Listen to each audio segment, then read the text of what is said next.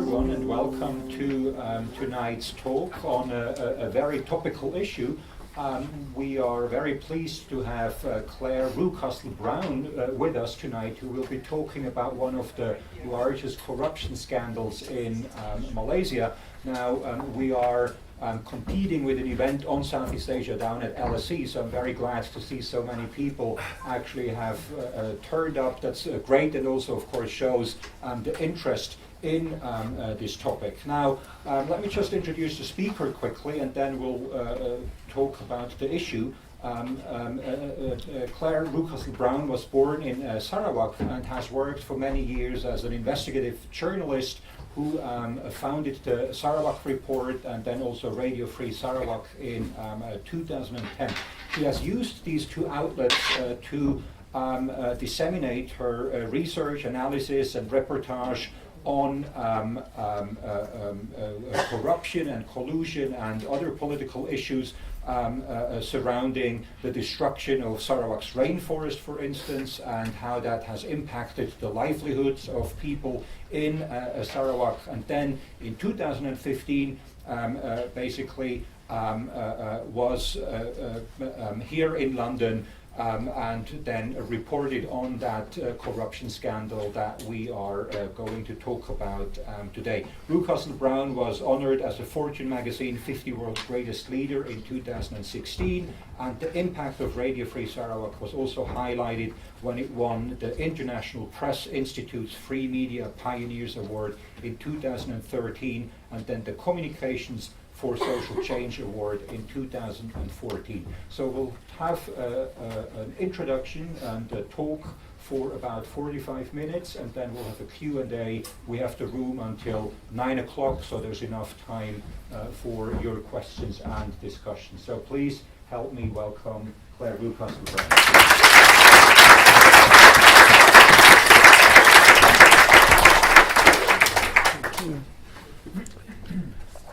Thank you, all of you, so much for coming. Some of you a very long way, I've learnt today, so I'm really thrilled that you've been able to do that. And thank you also, Monsoon Book Club, Piao, and you also, Michael, for hosting the event.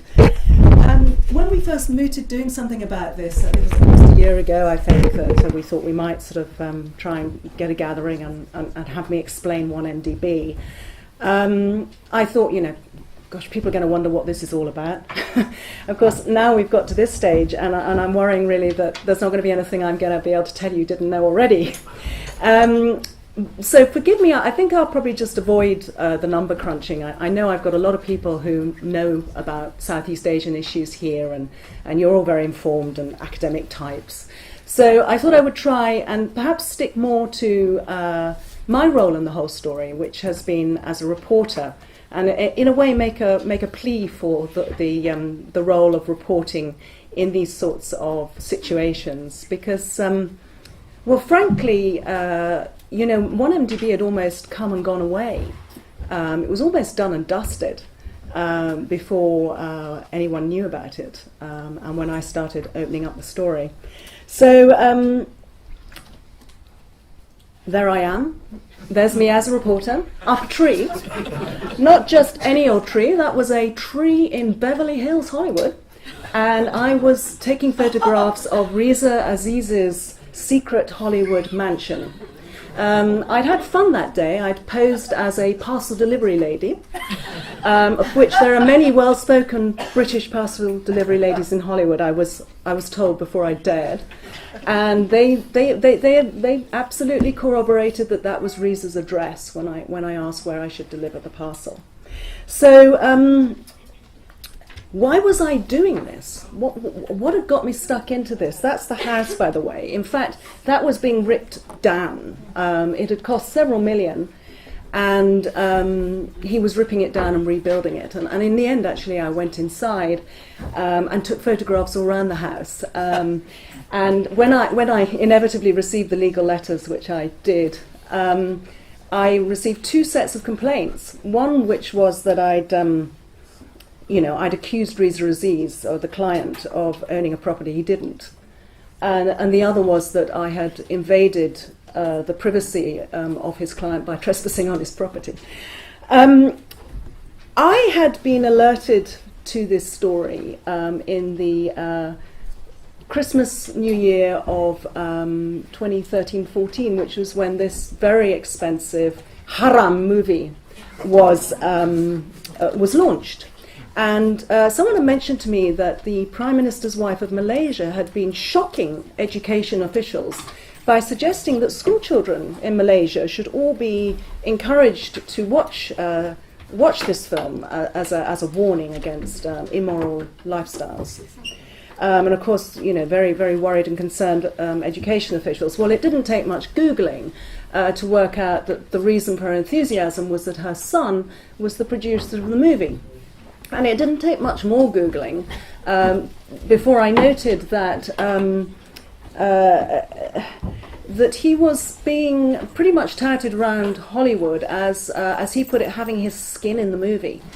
Reza is the second on the left, next to the chubby Chinese Malaysian who you can see on the extreme left.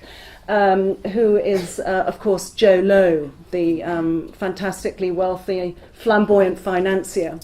And what had struck me as I looked at all this promotional material was that Joe Low was in all the pictures. He was in all the launches, And when in early January, Leo DiCaprio went up to take his Golden Globe Award, he thanked Joey and Reza for taking a risk on the movie. So I was starting to have questions in my mind. I'd done a bit of research on Reza, perfectly nice young man, very young man, not had much of a career behind him, a couple of years at HSBC Bank in a junior position. How was it that he was suddenly producing a $100 million movie in Hollywood? And how come that this particular guy, who everyone in Malaysia had by then heard quite a lot about, Joe Low with his favourite party friend there, Paris Hilton, how was it that he was always involved? And as I dug deeper, it was plain that he was the man who was regarded as being the money behind the movie. Now, as people in Malaysia all pretty much knew by then, Joe Low was regarded as a key ally of this couple, particularly friendly with Rosma, who I've subsequently discovered actually he met her at some sailing event. And he's a very personable, quick-speaking young man and very good at making connections, And Rosma rules the roost. That's certainly the view that most people have in Malaysia. Jolo was soon in there. And everyone knew that he'd been involved, and he'd had to admit he'd been involved because he was on the early websites of the Terengganu Investment Authority, which was to morph into 1MDB pretty much within weeks of Najib Razak coming into power in April 2009. He was very well known as being involved, although he'd started denying it. So I'd started asking questions, really. How come? And how come also that Reza appeared to have so much personal wealth, not only with what turned out to be 2 secret Hollywood mansions, but one of the most expensive penthouses in New York as well. And that's a job of a journalist, when you have those many things falling into place. How come he's there? How come he has so much money? And where does Joe Low fit in, I asked? Has this connection got anything to do with the fact that Joe Low is known as a key business advisor to the 1MDB development fund that was run by Reza's stepdad, Najib Razak? And I got a very, very aggressive response to that. I wasn't supposed to ask those questions. I've said I got, a great deal of aggressive response. I had several legal letters, and that made me more interested. So I kept on with the story. I had got involved in the first place. I feel about this, now that 1MDB has evolved, and we're talking about the biggest banks in the world being in trouble, and global financial systems being ruptured, and all the rest. I think about how this was a bottom-up story for me, And again, as a journalist, why did I get involved? It was because I could see that something was going really wrong for ordinary people who didn't have a voice. And they were the people from the place where I grew up, which was Sarawak, which until recently had one of the most precious jungle environments of immense beauty and scientific value that we should have taken care of. And it was ripped out. And there was no logical reason for the way that the Borneo jungle has been destroyed. No commercial good reason, no social good reason. There was only one possible motive, which was the rapid and explosive enrichment of a very small number of people. And of course, Abdul Taib Mahmood was at the centre of that. I had started, I suppose, advocating the cause of people that I went up to visit upriver in the jungle, who were finding that they couldn't live anymore off the resources that they had once been able to live off, and they were getting none of the financial benefits whatsoever from the destruction of the rainforest. And nobody else was covering it. So I got stuck into that and had been pretty quickly, I got stuck into the corruption issue, because that was the driving force behind what was going on.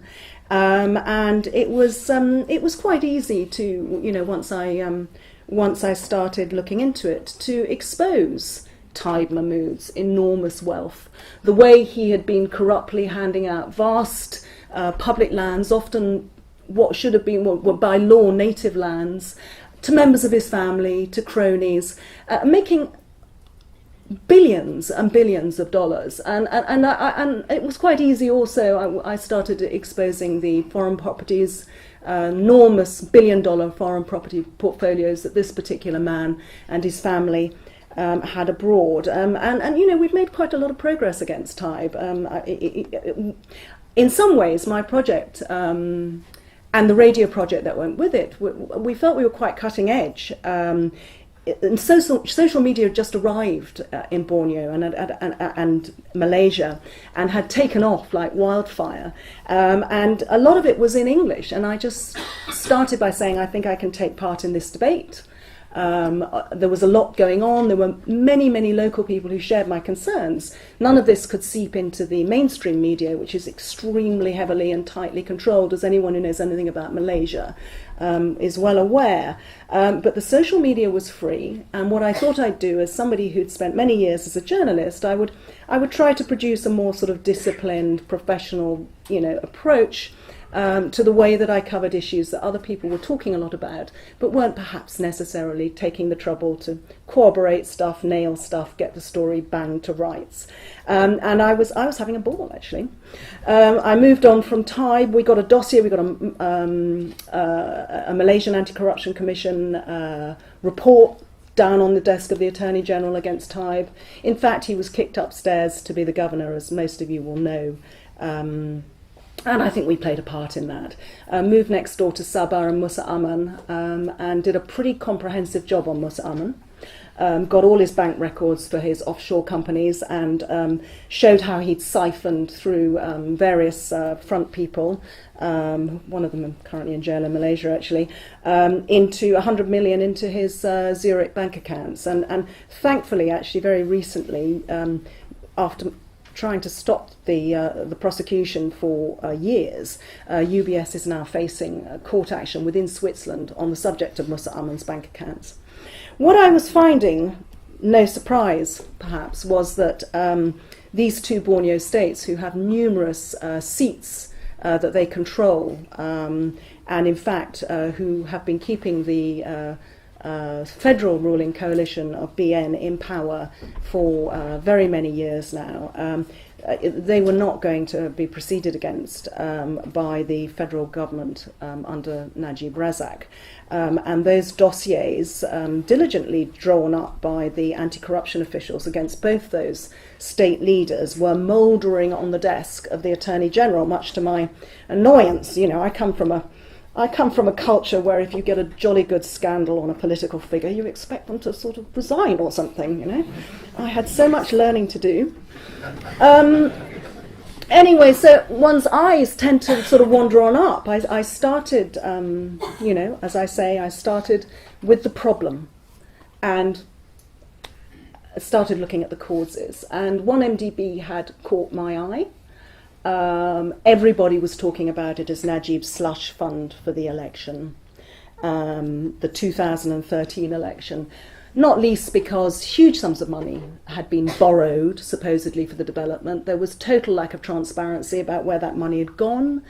Nothing that had been promised would happen. For example, this business, Tun Razak Exchange development, nothing was being built.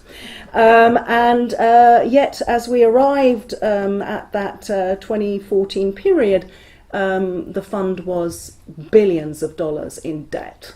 And by the end of 2014, it had reached crunch time because it couldn't meet the debt repayments. So something was really very wrong. And so I just kept on, you know, I'd already got my hit, and I kept on sniffing away at 1MDB.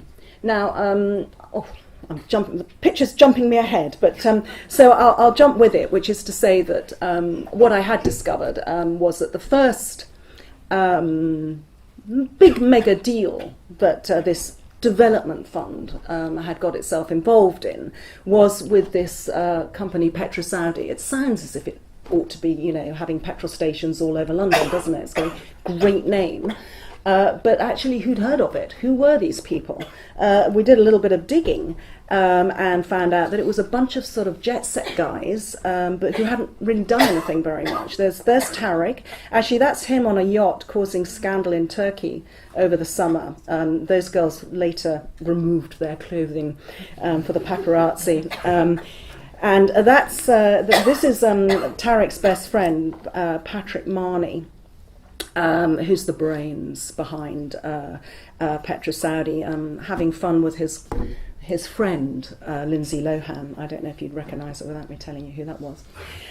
So who were these guys? I also had a Sarawak angle to this because the only other thing PetroSaudi had ever done, apart from going to a joint venture with 1MDB that then didn't seem to do anything, was actually buy out one of Taib Mahmood in Sarawak's big company, UBG, you know, at a really good price. They you know, Taib been trying to get rid of UBG for ages and then sold it off to PetroSaudi. And actually just after Joe Low had bought a big chunk of the company. You know, so everybody was wondering about that and whispering maybe some money had come from that 1MDB deal to keep that very powerful state minister whose votes were so incredibly pivotal to the success of BN at the 2013 election. You know, people talk like that in Malaysia. And of course it was entirely true, and we were going to prove that that's exactly what happened. There was one other big player that got involved with 1MDB. You know, this is a very, very complex money laundering exercise. Anyone who's read about it, you know, I mean, the Singaporeans, you know, said it's the most complicated money laundering investigation they've ever had to do. It's the biggest money laundering investigation, according to the Americans, that they've ever had to deal with. And, you know, once those charts go up and, you know, you're seeing money, you know, it's hard. But actually, the overall scheme, which is what I'm going to stick to, was simple. Huge sums of money, big tranches siphoned out, and two main deals. The second one was with the Adalah Fund, which was a subsidiary of 1MDB, subsidiary of IPIC, which is a sovereign wealth fund in Abu Dhabi, and that was after PetroSaudi.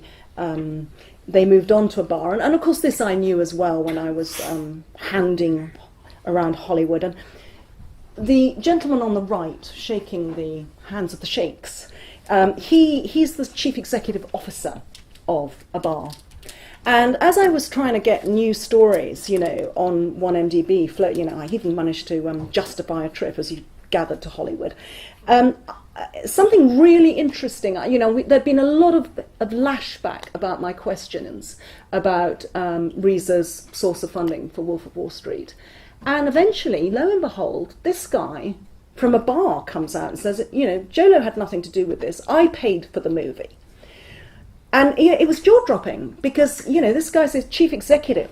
He's a good salary job and he works for a sovereign wealth fund. And not only that, the conflict of interest was every bit as, questionable as that of Joy Low, because he was the other major partner of 1MDB. So, I kind of said, how come that's something that should shut me up? I then dug on a little bit further and found some very useful court records, which showed that Joe Low had been lying. And again, this is just, this is where a journalist comes in. We're just, we niggle away. We can't do the big stuff, but we showed he'd been lying because 1MDB, according to a court case that was filed here in London, had financed an attempt by Joe Low to buy out the biggest hotel group in London, including Claridge's hotel here. And it was all there in black and white. Now, Joe Low had been going around saying, as I remind you, that he'd had nothing to do with 1MDB or any of these guys, since May of 2009. This bid was in 2011. So then I kind of got my real haul of information, and of course that's Paul Xavier Justo, who I'd heard about as I'd been digging and digging and digging. Anyone had any information on 1MDB, and I heard that there was someone who'd mentioned to someone that he did. And it took me about 6 months to persuade Xavier. I'm dreading having to meet him when he gets out of jail. But we understand, and he understands. Xavier had a massive data on that PetroSaudi deal. He had been a director of PetroSaudi. He had joined the company shortly after they'd landed this enormous deal with 1MDB. And he was able to tell me everything that happened, and he gave me a dossier. He was trying to sell it, and that was used very much against us. In the end, he gave it. He didn't receive any money. I introduced him to the head of the Edge newspaper group in Singapore. It's been a much documented story. He was forced into a dreadful confession when he was in jail in Thailand over a year ago. Told that if he said whatever they wanted him to say, he'd get out. Well, he's still in there, of course. This was him being arrested. It was, as you can see, very much a staged arrest. You've got the cameraman there from the New Straits Times, who was there waiting and ready. It was very much orchestrated by his former colleagues at PetroSaudi and by the Malaysians. The information that I extracted from those files was devastating. The first $1 billion invested by 1MDB had been put into a joint venture with this PetroSaudi nobody outfit. And then nobody'd known nothing happened, and everyone wondered. And what I was to be able to prove from the data and from photographs like this that were actually in the data as well, it was the server for the company, was exactly how they plotted it. And you've got the lineup here for the first bunch of plotters. Joe Low again. Next to him, Prince Turki Abdullah Al Saud.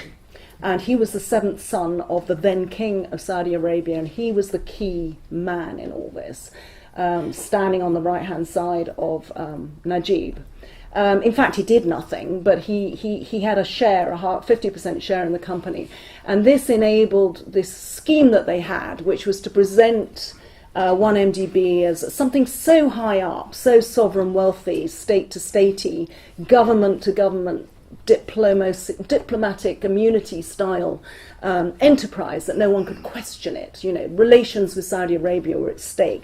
And looking through all the presentation to all the bankers and bureaucrats that had to be sort of mollified really by this very unusual deal. It was always said, this is the king of Saudi Arabia's company. You can't question this. We have to drive it through. This is about, investment by Saudi Arabia into Malaysia. Now, well, there's, going on in ascending importance, Rosma, the very, very forceful wife of the Prime Minister. Next to her, one of her sons, and then Tariq Abeid. And then on the far end, Rosma's daughter, who had the most expensive series of weddings a few months later that Malaysia, probably Southeast Asia, has ever witnessed. And no one could work out how those weddings were paid for because, the Najibs were not rich. Najib Razak was not rich. So what I was later to be able to show is that actually they're on a yacht there that they hired and pretended, the Petro-Saudi boys hired it and pretended it belonged to Prince Turkey, the Tatoosh. It didn't, they were all conning each other really. I mean, there was no money in Petro-Saudi whatsoever. They were just a bunch of adventurers trying to flog this contact they had. And it's just absolutely wonderful. Rosma thought it was fantastic. She believed it all. She thought, that he was a fantastically rich prince. But what they agreed was that they were going to do this deal. They were going to do this joint venture. And the emails from the service show me that the following week, Tariq, who had no business brain at all, contacted his pal Patrick, introduced him by email to Joe Lowe.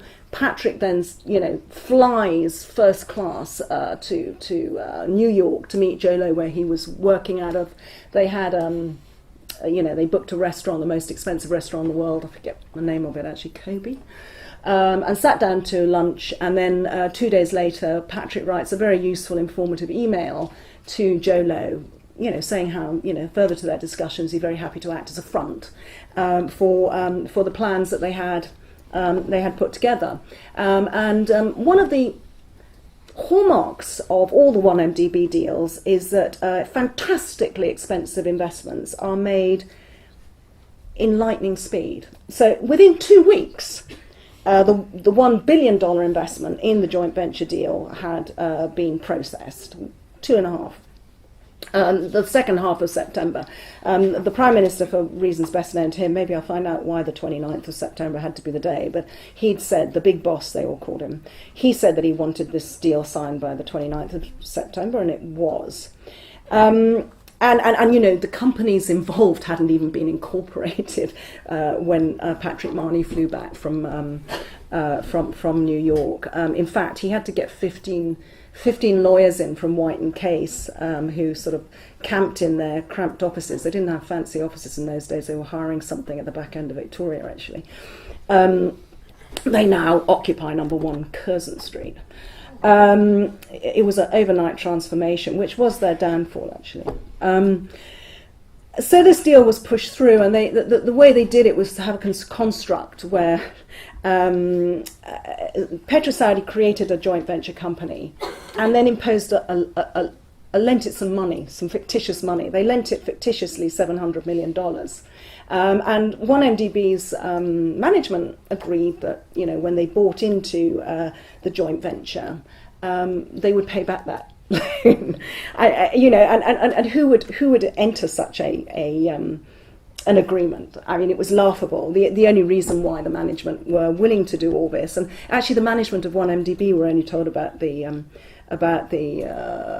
deal on the 15th of the month. The deal was signed on the 29th.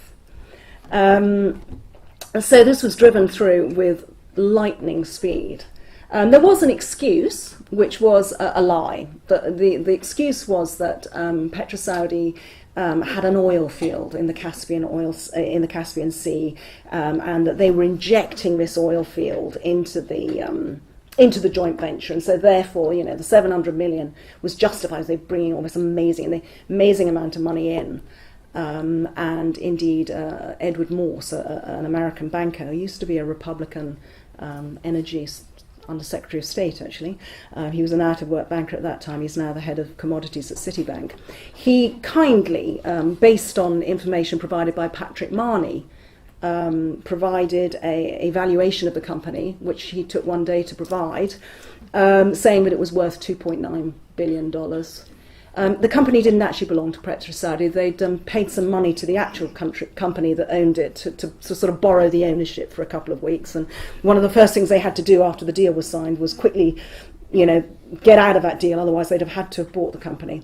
There was no oil anyway. It was in a disputed region of the Caspian Sea, and they've never been able to get at the oil. So it was 100% total fraud, scam, and the board of 1MDB was, as we later found out, just steamrolled. They'd absolutely prohibited all of this, but it happened. So I got all this information, and it was a great story. We did the whole thing and looked at how the money had been used to buy out UBG as well. I was able to show that 700 million at the last minute, it was supposed to go to Petrosaudi and one of its subsidiaries to pay back the fictitious loan, but actually it went into a company called Goodstar. And Goodstar, I didn't have the documentation at that stage, but I did have a contract from somebody who purported to be the investment manager of Goodstar, who was hiring Patrick Marnie and Tariq Abeid and giving them a brokerage fee of $85 million for having helped by acting as a front in this deal. That was signed by Seatley Lin, who was Joe Low's known sidekick. In fact, the contract had Seat's mobile phone number on it, and I couldn't resist, so I just thought I'd try. I rang the mobile phone number, didn't answer. 2 minutes later, my phone rang back, and it was him. I said, "Oh, hello." He said, "Who's calling me?" I said, "Is that Seatley Lin?" He said, Yes, what do you want? I said, "Oh, I'm from Sarawak Report, and I want to know if you were involved, if you're the investment manager for Goodstar." And that phone never went on again. Those are the moments we enjoy. The money got, people actually, I think Najib wasn't expecting, he inherited this incredibly powerful position. And, I think impunity has been what this has all been about. They really thought that, they could bulldoze their way through it. And to give them their due, they jolly well nearly did. I mean, nobody was covering this. None of the mainstream media, nobody was covering this. But there was a lot of criticism within the political establishment, and a lot of people were actually, fair to say, a lot of people were criticising the fact that, nothing had come out of this Petrosaudi deal. And in the end, what they decided to do, they went through various sort of, I can't go into the detail of it now, we can talk later, but they altered their relations and their relationship with Petrosaudi over about 2 years, largely in order to baffle the auditors and leave things out of the accounts, to be honest. But in the end, they decided that they were going to close down the deal. It was the best way they would get out of it completely. And they alleged that they had that they actually been bought out of their joint venture deal for $2.3 billion. 1.83 billion went into the deal. Most of that actually was siphoned into Goodstar. And so they said, great, Najib's a hero. He's made a fantastic profit out of this investment. We're not actually going to bring it back to Malaysia. We've invested it in a Cayman Island fund. It's very reputable. We're not going to give you the name of the fund. And no more questions, please. Being in Malaysia, that's where we stood in 2014. Well, I better race on a bit. Reaction to me having done that story was,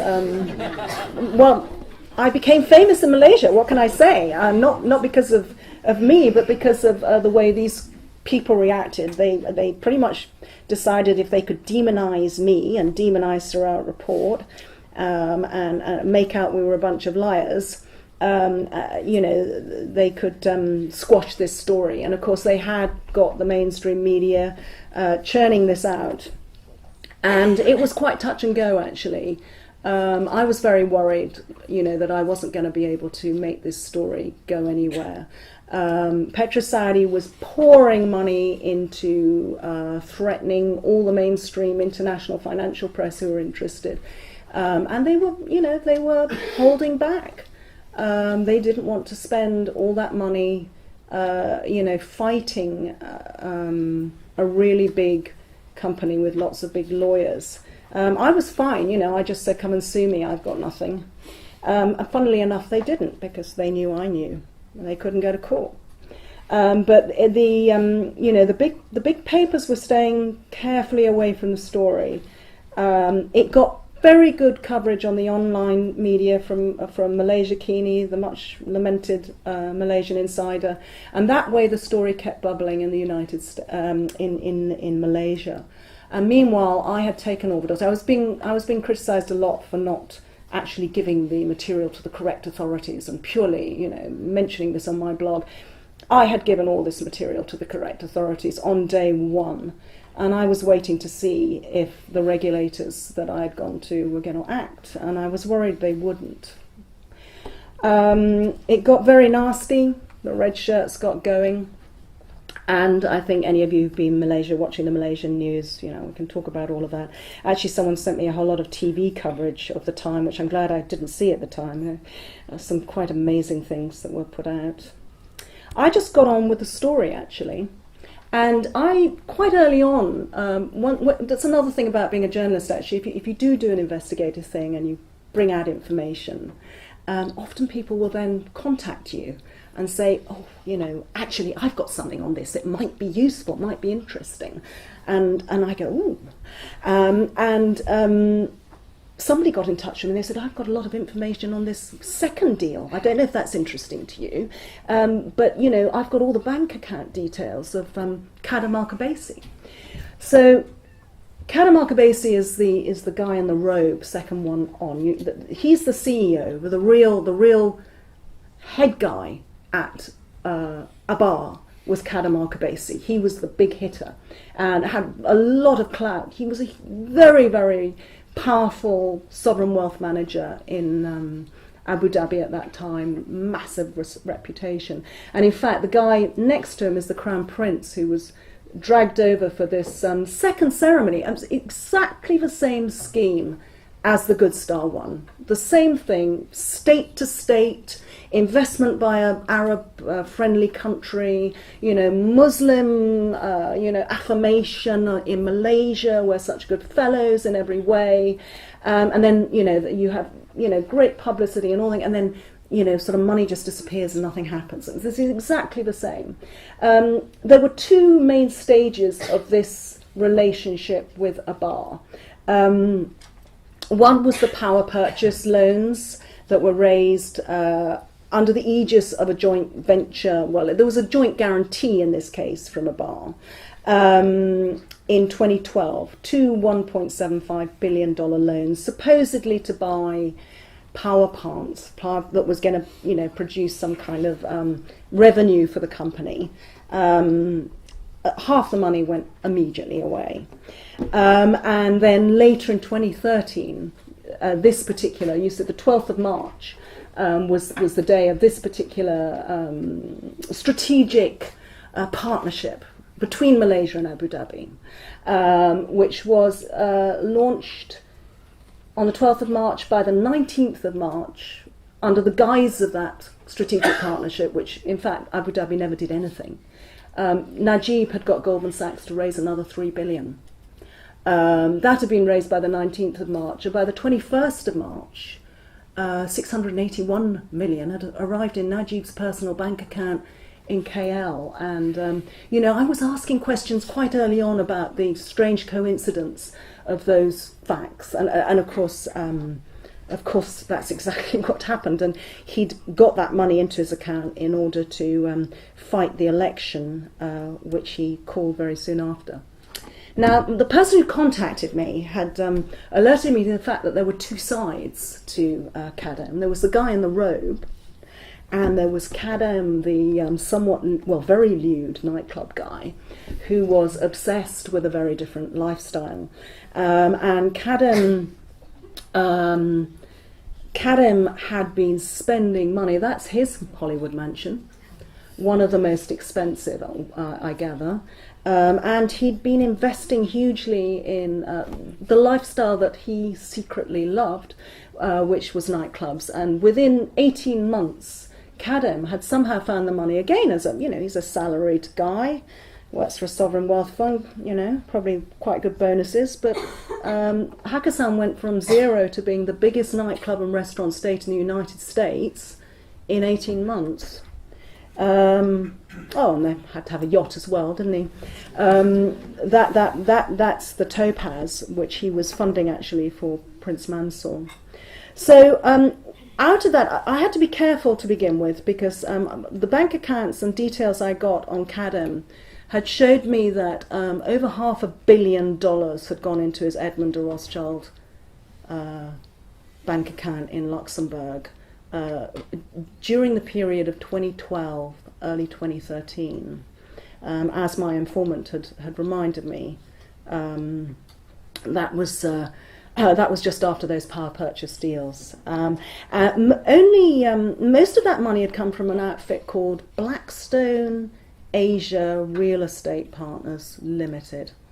I thought, my goodness, I knew the banks were involved. Is Blackstone involved in this? I didn't know what to think. Well, I didn't know the scheme at that time.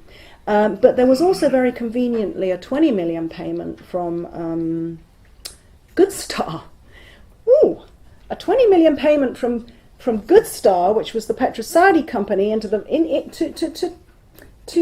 Kadam guy, who's in a completely different relationship with 1MDB, a couple of years later. So I asked the question, and they got sacked from their Abu Dhabi jobs pretty much immediately. I'd been getting very little, response in Malaysia. They were just denying everything, but actually Abu Dhabi acted immediately, if only because they were so infuriated by the various pictures I had of Kadam living it up in the nightclubs, I suspect. But Kadam is now in jail. I found out who owned Blackstone. It wasn't, of course, anything to do with the well-known company. It was to do with it was a Jolo company. It was another company like Goodstar, owned by Jolo, and that was one of his techniques. He had a spread of offshore companies,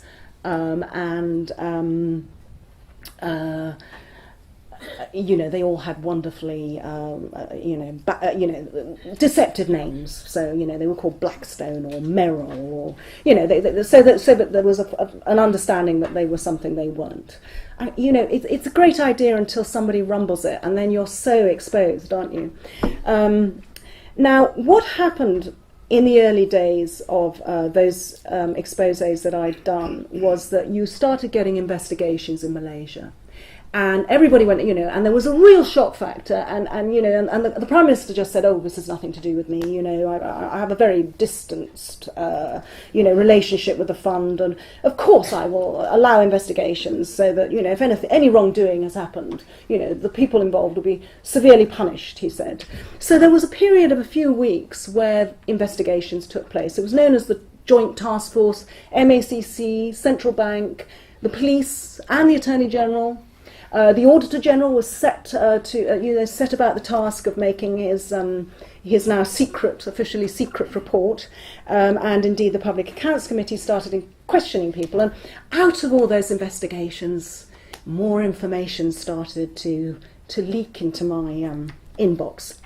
And one of the key steps forward again was the information I got, which was from that 700 million that had been paid into Jolo's account in Coutts, Switzerland. It was starting to be transferred to BSI Bank in Singapore. From then on, really, it was a kind of cat and mouse game that went on. They hadn't been able to sue me, but they were trying to discredit me. And, we had great fun. The Leicester story, he was somebody who'd done a stint on Sarawak Report, and he accused me of being a forger and came up with all sorts of outlandish and wonderful stories, all of which were quite easy to debunk, really. But he was given an enormous amount of airtime in Malaysia, and, and this cat and mouse game went on for months. It's a year and a half now of bit by bit finding more and more little bits of the jigsaw out. And the problem for Najib was all those bits of the jigsaw just corroborated what had been said. There was nothing that didn't corroborate the story. So eventually from those investigations, I got a pretty valuable piece of information, just as, you know, I was being hounded, actually. Justo had been jailed. We were headline news, and I was able to come back with the story that $681 million had been paid into Najib Razak's bank accounts in KL, and that had been discovered by the 1MDB investigation. And most of you will know that I gave that story to the Wall Street Journal as well, which was really a very big trigger also in all this, because it meant that a major international paper was now on the story and chasing it. After several weeks, Najib came up with his explanation for the donation, he called it. We had enormous fun in this cat and mouse game, sort of trying to find the fake sheikh who had supposedly given him this money because he so admired Najib. 681 million is a lot of money to give away. You have to be really rich, and there was no one by the name of Abdul Aziz Al Saud. It was quite a complicated name, and he changed it a few times too, but who had that sort of money. There was a final, tranche to the money disappearance issue. We've talked about Good Star. We've talked about the Tuabar, heists. There was the last bit of money that went into 1MDB, which had come from the public pension fund, the civil service fund called QOP. And $4 billion had been borrowed by a company that was set up as a subsidiary of 1MDB called SRC. And people had been asking where that had gone, and no one got a reasonable answer. There was, they kept coming up with explanations, and we kept being able to say, well, yeah, but that didn't cost very much. What was lethal about the SRC material was that actually that had been within Malaysia. So the local authorities were able to follow that through, and they had shown that money had gone from SRC directly into some other Najib accounts. And they had shown that that this money had been spent on frivolous things. And that was one I found out about. And all this stuff was coming out. So actually, although he only stole 70 million ringgit, that's, I suppose, about, 20 million pounds, from SRC, through that route, it was something they could really nail. And we're talking about the end of July, and the 4 task force heads, I was getting all this back channel. Something's going to happen, Claire. You're not going to believe it. They're going to arrest Najib. I was saying, if I've heard it, he's heard it. And sure enough, he had. But, they issued an arrest warrant for Najib. They had it all written up and they were ready. Just to let you know, I did find out quite recently, internationally, he stole, much bigger sums from SRC, and of course there's still a whole lot missing. The Swiss know about this. They've got all the details. But it was on that smaller amount of money that they issued the arrest warrant, and of course Najib did find out about it, and he reacted very, very aggressively. He used special branch to arrest the Attorney General himself, which was unconstitutional, on his way to work on the 28th of July. And he sacked his deputy prime minister. He sacked the Attorney General, although the man was forced to say he was sick. He sacked the Vice President Apandi. He changed the people who were asking too many difficult questions. He changed the chairman of the Public Accounts Committee. It was an internal coup d'etat against his own government. I was slipped this the following day again through my inbox. It was the arrest warrant. So again, he reckoned he'd swatted it. He'd silenced everybody. He'd got a new Attorney General in who very rapidly declared him not guilty. But I got this story out about the arrest warrant. He had his revenge. That was the guy who released me the information. He was disappeared and found encased in a cement drum a few weeks later. And that was just one aspect of the crackdown that Najib has been shocking. I'm sure you know, people, human rights organisations across the world, you know what's been going on in Malaysia. Endless arbitrary arrests, bullying, harassment of civil rights opposition figures. Rafizi Ramli, sentenced just day before yesterday. I, meanwhile, became the first website to be officially banned in Malaysia. I was accused of spreading false information. It was on those grounds that I was closed down. And of course a warrant was issued for my arrest for activities detrimental to parliamentary democracy. And Interpol was alerted and requested to catch me and take me back to Malaysia, which thankfully was rejected. Now that gets us really to the beginning of the unbuttoning. I guess as everything was looking really bad, on the 20th of August 2015, the first signal came out from the regulatory authorities, and actually it wasn't America, it was Switzerland who made the first announcement that they were investigating 1MDB. And over the following months, we've seen, little announcements coming out that have basically bolstered my and other people who've been covering 1MDB's position on this. And I could go through that side of things in more detail, although I am aware that I promised I would only talk for 45 minutes. So I think I will probably leave it there because, that was really, the first stage of this. From then on, it's been, the unravelling. Capped really by the confirmation of everything that I had been saying, everything that I had been pointing to by the DOJ on the 20th of July of this year. The DOJ came out with the most devastating 136-page indictment, just beautifully laying out exactly where all that stolen money went to, how and when. And, the list, if you've got nothing better to do, get it up and read it. I haven't even managed to get round to the outrageous stories I was going to tell you about the lifestyles of these thieves.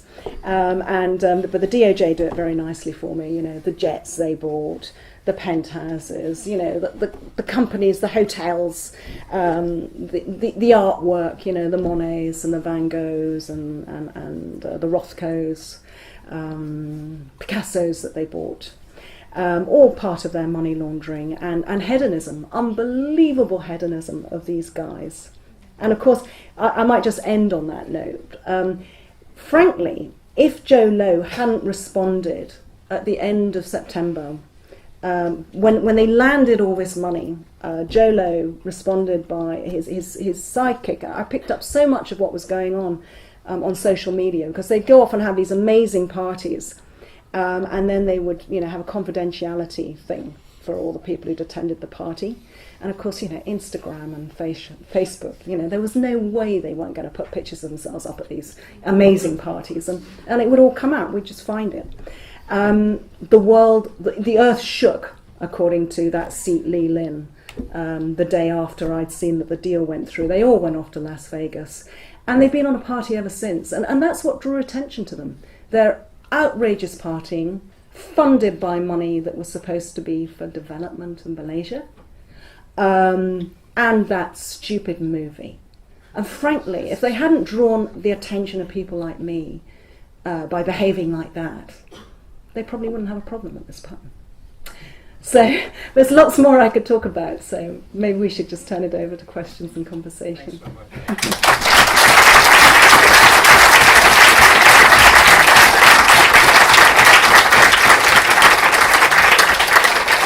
All right, so we have plenty of time for Q&A.